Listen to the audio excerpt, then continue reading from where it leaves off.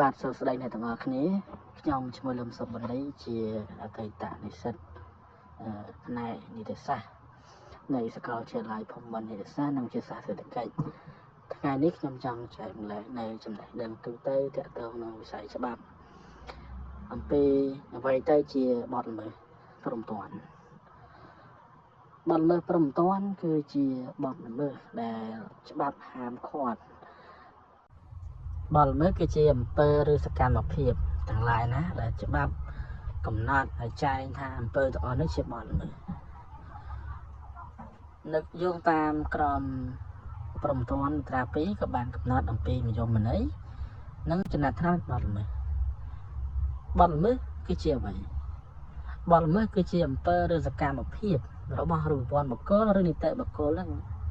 តែបង្កចលាចលដល់សង្គមហើយបទល្មើសជាសោតត្រូវបានបែងចែកជា3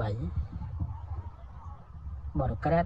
បទមជ្ឈិមនិងបទលហុខ្ញុំសូមបន្ថែមទៀតថាបទល្មើសទាំងអស់នោះតែងតែធ្វើឲ្យប៉ះពាល់ទៅដល់សណ្ដាប់ធ្នាប់សាធារណៈសណ្ដាប់ធ្នាប់សង្គម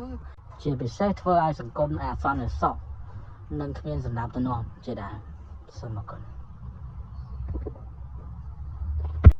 ចំពោះចំណាត់ថ្នាក់បទល្មើសឬក៏បទល្មើសត្រូវបានច្បាប់បែងចែកជា3បទក្រិតមជ្ឈិមនិងលហុខ្ញុំបាទនឹងធ្វើការរៀបរាប់ជូននៅវីដេអូក្រោយសូមអរគុណ